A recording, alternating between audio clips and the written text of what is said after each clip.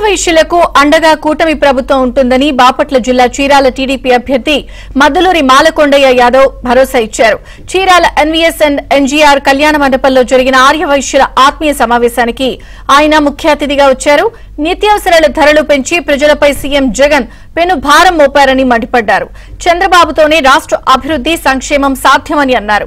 Cycle గుర్తుపై vote వేసి తన్ను గెలిపిస్తే చీరాల నియోజకవర్గాన్ని మోడల్ టౌన్ గా తీర్చిదిద్దుతారని మాలకొండయ్య యాదవ్ హామీ ఇచ్చారు.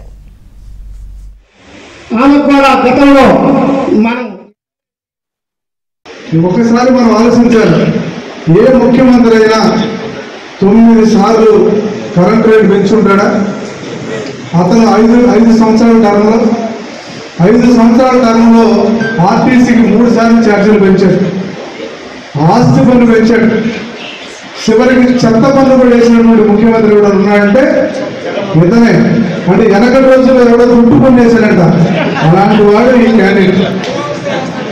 మరి పెట్టుకున్నాను చీరాలని ఒక టూరిజంగా చూస్తే కొంత ఇన్కమ్ సోర్స్ వస్తుంది. ఏవైతే వాళ్ళు చెప్పారో అవి చేస్తే ఒక ఎలివేషన్ వస్తుంది ఈ ఊరికి. సార్ ఓసీ గారు ఏదో ఆశించాడో అది రావాలంటే కుందేరు దండుకోడు డ్రైన్స్ రెండింటిని కానీ సక్రమంగా నీళ్ళని తీసుకెళ్ళగలిగితే ఊళ్ళో ఉన్నటువంటి చాలా వార్డుల్లో నేను గమనించాను, అసలు డ్రైనేజ్ సిస్టమ్ లేదు. వాటన్నిటిని తీసుకెళ్ళిపోయి డ్రైన్ కలిపితేనే మీరు అనుకున్నటువంటి మోడల్ టౌన్ చీరాల ఊరు. నాకు ఇంకొక నమ్మకం కూడా ఉంది, చీరాల బాపట్ల రెండూ కలిసి ఒక మంచి ట్విన్ సిటీస్ కూడా అభివృద్ధి చేసేటువంటి అవకాశం ఉంది.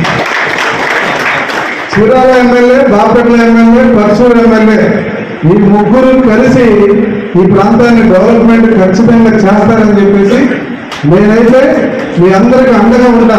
ఎక్కడ ఏ ఒక్క వ్యాపారస్తులు కానీ ఎవరు కూడా ఇబ్బంది పడడానికి వీలు లేదు. కాబట్టి ఒకసారి మనం ఆలోచించాలి.